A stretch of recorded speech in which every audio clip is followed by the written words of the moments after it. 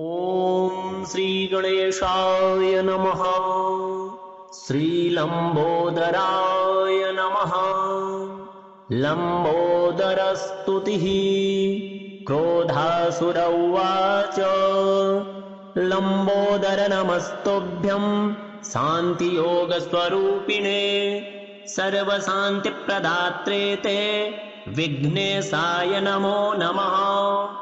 असम्प्रज्ञातरूपेयं शुण्डातेनात्र संशयः सम्प्रज्ञातमयो देहो देहधारिन्नमो नमः।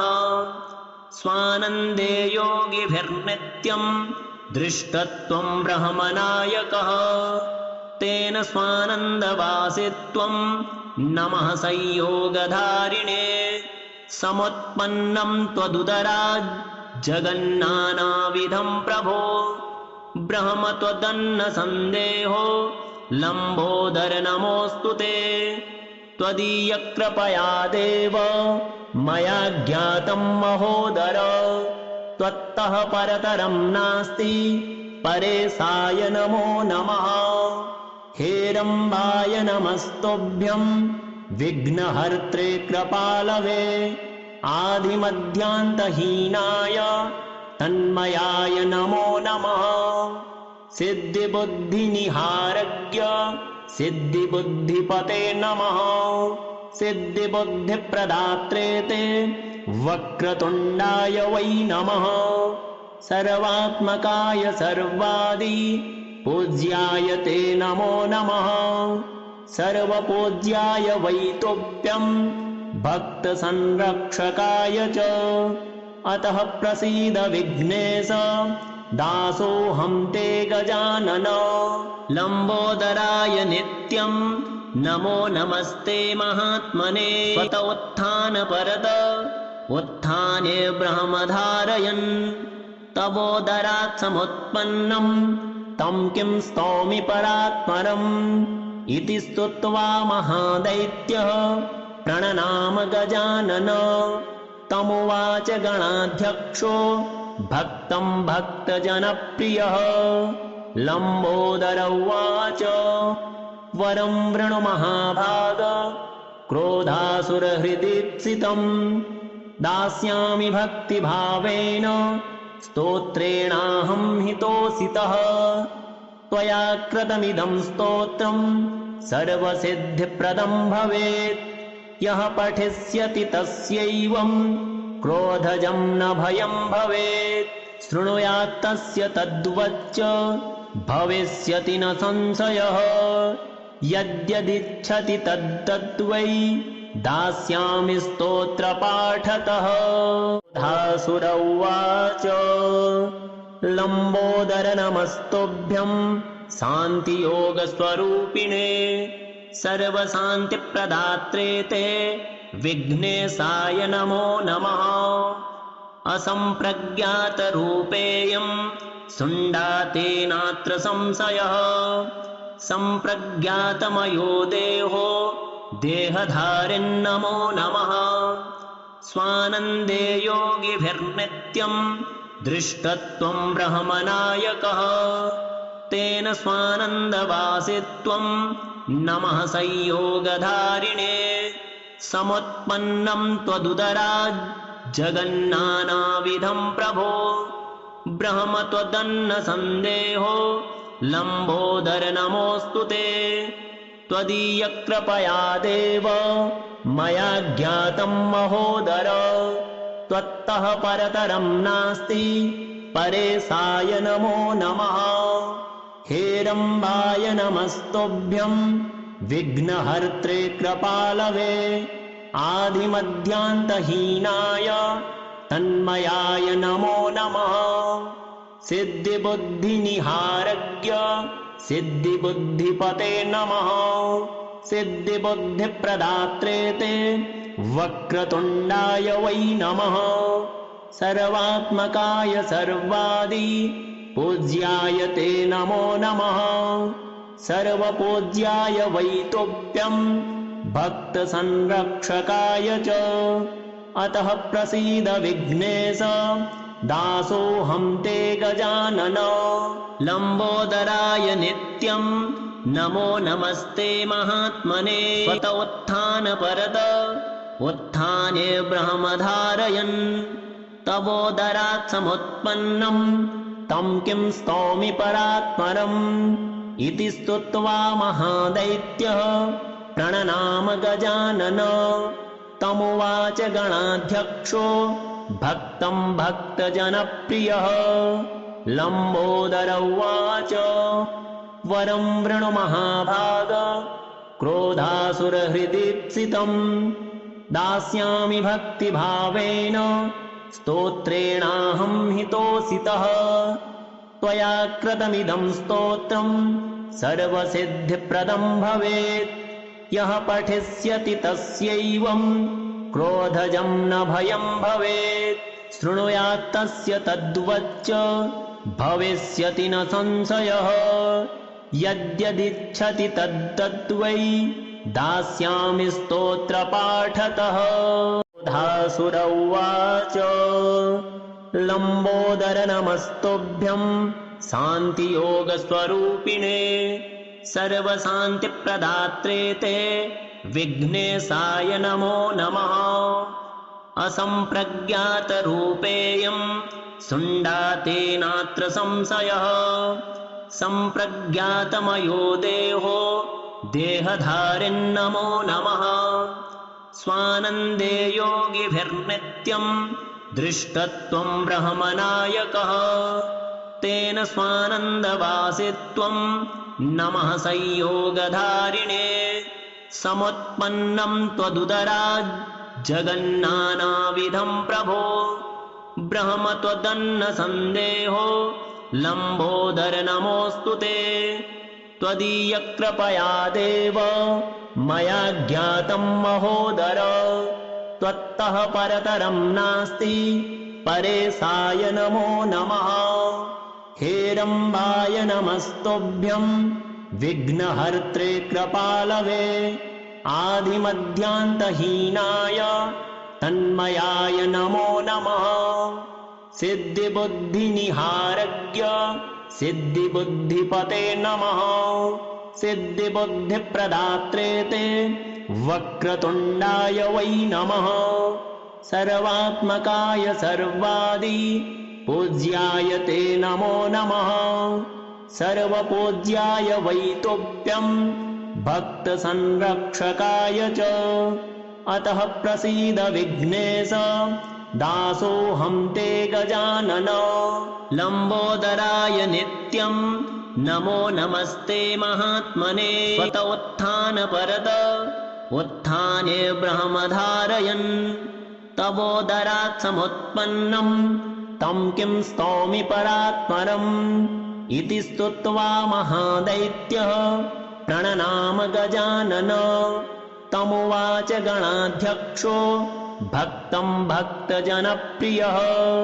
लम्बोदर उवाच वरं वृणु महाभाग क्रोधासुरहृदीप्सितं।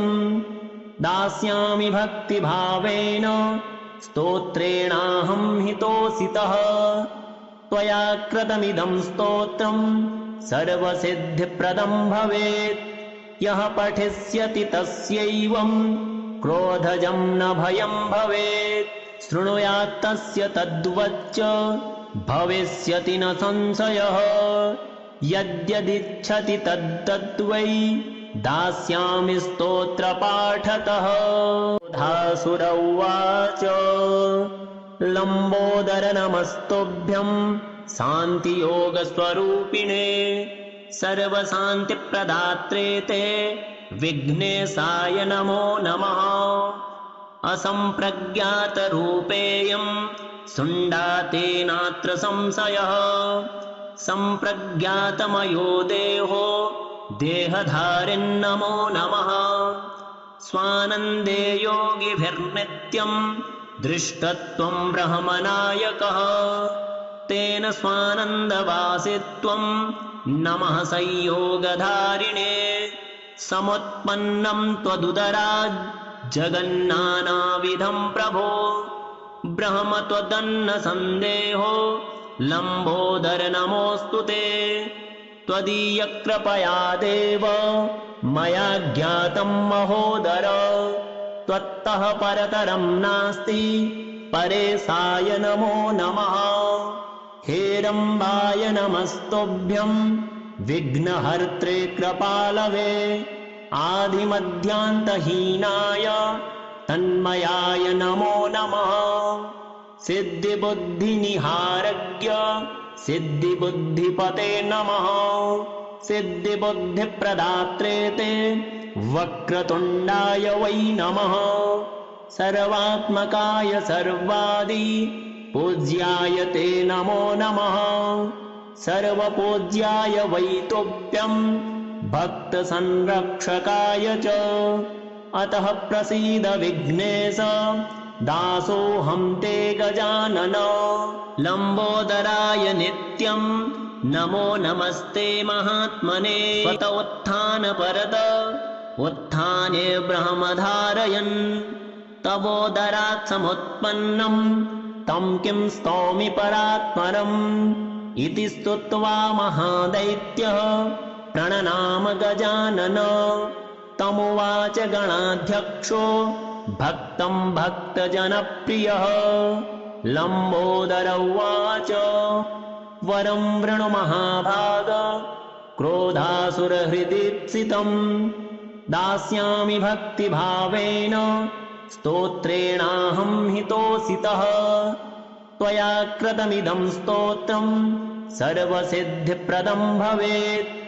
यः पठिष्यति तस्यैवं क्रोधजं न भयं भवेत्। शृणुयात् तस्य तद्वच्च भविष्यति न संशयः। यद्यदिच्छति तद्वै दास्यामि स्तोत्रपाठतः। क्रोधासुर उवाच लम्बोदर नमस्तुभ्यं शान्तियोगस्वरूपिणे, सर्वशान्तिप्रदात्रे ते विघ्नेशाय नमो नमः। असम्प्रज्ञातरूपेयं शुण्डातेनात्र संशयः। सम्प्रज्ञातमयो देहो देहधारिन्नमो नमः। स्वानन्दे योगिभिर्नित्यं दृष्टत्वं ब्रह्मनायकः, तेन स्वानन्दवासित्वं नमः संयोगधारिणे। समुत्पन्नं त्वदुदरात् जगन्नानाविधं प्रभो, ब्रह्म त्वदन्न सन्देहो लम्बोदर नमोऽस्तु ते। त्वदीयकृपया देव मया ज्ञातं महोदर, त्वत्तः परतरं नास्ति परेशाय नमो नमः। हेरम्बाय नमस्तुभ्यं विघ्नहर्त्रे कृपालवे, आदिमध्यान्तहीनाय तन्मयाय नमो नमः। सिद्धिबुद्धिनिहारज्ञ सिद्धिबुद्धिपते नमः। सिद्धिबुद्धिप्रदात्रे ते वक्रतुण्डाय वै नमः। सर्वात्मकाय सर्वादि पूज्याय ते नमो नमः। सर्वपूज्याय वै तुभ्यं भक्तसंरक्षकाय च। अतः प्रसीद विघ्नेश दासोऽहं ते गजानन। लम्बोदराय नित्यं नमो नमस्ते महात्मने। स्वत उत्थानपरत उत्थाने ब्रह्मधारयन्, तवोदरात् समुत्पन्नं तं किं स्तौमि परात्परम्। इति स्तुत्वा महादैत्यः प्रणनाम गजानन।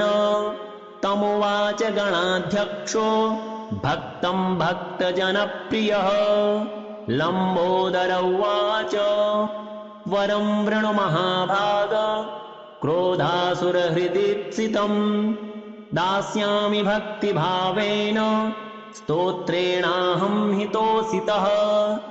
त्वया कृतमिदं स्तोत्रं सर्वसिद्धिप्रदं भवेत्। यः पठिष्यति तस्यैवं क्रोधजं न भयं भवेत्। शृणुयात् तस्य तद्वच्च भविष्यति न संशयः। यद्यदिच्छति तद्वै दास्यामि स्तोत्रपाठतः। क्रोधासुर उवाच लम्बोदर नमस्तुभ्यं शान्तियोगस्वरूपिणे सर्वशान्तिप्रदात्रे ते विघ्नेशाय नमो नमः।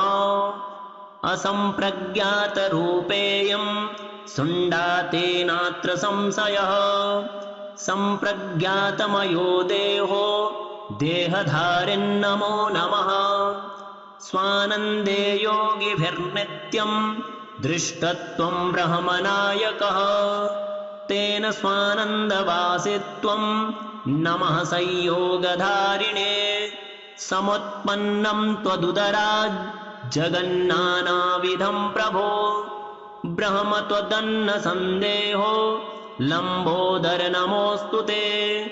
त्वदीयकृपया देव मया ज्ञातं महोदर त्वत्तः परतरं नास्ति परेशाय नमो नमः।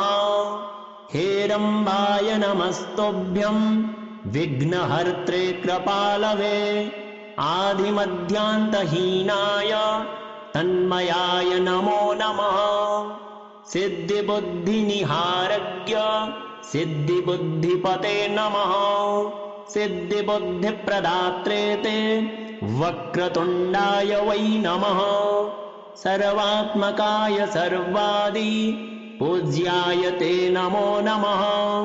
सर्वपूज्याय वै तुभ्यं भक्तसंरक्षकाय च। अतः प्रसीद विघ्नेश दासोऽहं ते गजानन।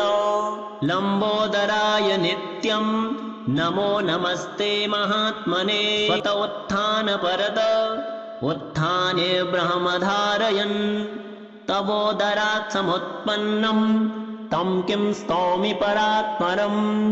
इति स्तुत्वा महादैत्यः प्रणनाम गजानन।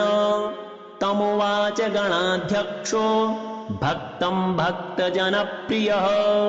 लम्बोदर उवाच वरं वृणु महाभाग क्रोधासुरहृदीप्सितं दास्यामि भक्तिभावेन स्तोत्रेणाहं हितोऽसितः। त्वया कृतमिदं स्तोत्रं सर्वसिद्धिप्रदं भवेत्। यः पठिष्यति तस्यैवं क्रोधजं न भयं भवेत्। शृणुयात् तस्य तद्वच्च भविष्यति न संशयः। यद्यदिच्छति तद्वै दास्यामि स्तोत्रपाठ। क्रोधासुर उवाच लम्बोदर नमस्तुभ्यं शान्तियोगस्वरूपिणे सर्वशान्तिप्रदात्रे ते विघ्नेशाय नमो नमः। असम्प्रज्ञातरूपेयं शुण्डातेनात्र संशयः सम्प्रज्ञातमयो देहो देहधारिन्नमो नमः। स्वानन्दे योगिभिर्नित्यं दृष्टत्वं ब्रह्मनायकः तेन स्वानन्दवासित्वं नमः संयोगधारिणे। समुत्पन्नं त्वदुदरात् जगन्नानाविधं प्रभो ब्रह्म त्वदन्न सन्देहो लम्बोदर नमोऽस्तु ते। त्वदीयकृपया देव मया ज्ञातं महोदर त्वत्तः परतरं नास्ति परेशाय नमो नमः। हेरम्बाय नमस्तुभ्यं विघ्नहर्त्रे कृपालवे आदिमध्यान्तहीनाय तन्मयाय नमो नमः। सिद्धिबुद्धिनिहारज्ञ सिद्धिबुद्धिपते नमः। सिद्धिबुद्धिप्रदात्रे ते वक्रतुण्डाय वै नमः। सर्वात्मकाय सर्वादि पूज्याय ते नमो नमः। सर्वपूज्याय वै तुभ्यं भक्तसंरक्षकाय च। अतः प्रसीद विघ्नेश दासोऽहं ते गजानन।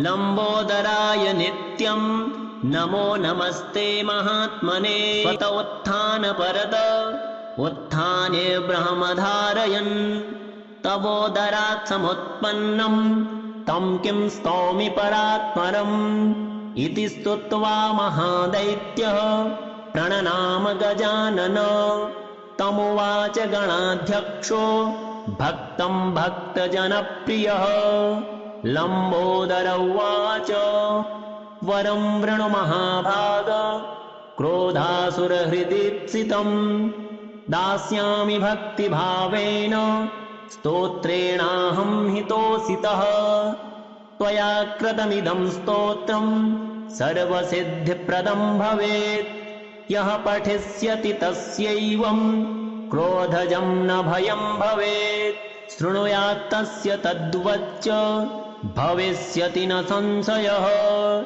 यद्यदिच्छति तद्वै दास्यामि स्तोत्रपाठतः क्रोधासुर उवाच लम्बोदर नमस्तुभ्यं शान्तियोगस्वरूपिणे सर्वशान्तिप्रदात्रे ते विघ्नेशाय नमो नमः असम्प्रज्ञातरूपेयं शुण्डातेनात्र संशयः सम्प्रज्ञातमयो देहो देहधारिन्नमो नमः स्वानन्दे योगिभिर्नित्यं दृष्टत्वं ब्रह्मनायकः तेन स्वानन्दवासित्वं नमः संयोगधारिणे समुत्पन्नं त्वदुदरात् जगन्नानाविधं प्रभो ब्रह्म त्वदन्न सन्देहो लम्बोदर नमोऽस्तु ते त्वदीयकृपया देव मया ज्ञातं महोदर त्वत्तः परतरं नास्ति परेशाय नमो नमः हेरम्बाय नमस्तुभ्यं विघ्नहर्त्रे कृपालवे आदिमध्यान्तहीनाय तन्मयाय नमो नमः सिद्धिबुद्धिनिहारज्ञ सिद्धिबुद्धिपते नमः सिद्धिबुद्धिप्रदात्रे ते वक्रतुण्डाय वै नमः सर्वात्मकाय सर्वादि पूज्याय ते नमो नमः सर्वपूज्याय वै तुभ्यं भक्तसंरक्षकाय च अतः प्रसीद विघ्नेश दासोऽहं ते गजानन लम्बोदराय नित्यं नमो नमस्ते महात्मने स्वत उत्थानपरत उत्थाने ब्रह्मधारयन् तवोदरात् समुत्पन्नं तं किं स्तौमि परात्परम् इति स्तुत्वा महादैत्यः प्रणनाम गजानन तमुवाच गणाध्यक्षो भक्तं भक्तजनप्रियः लम्बोदर उवाच वरं वृणु महाभाग क्रोधासुरहृदीप्सितं दास्यामि भक्तिभावेन स्तोत्रेणाहं हितोऽसितः त्वया कृतमिदं स्तोत्रं सर्वसिद्धिप्रदं भवेत् यः पठिष्यति तस्यैवं क्रोधजं न भयं भवेत् शृणुयात् तस्य तद्वच्च भविष्यति न संशयः यद्यदिच्छति तद्वै दास्यामि स्तोत्रपाठतः।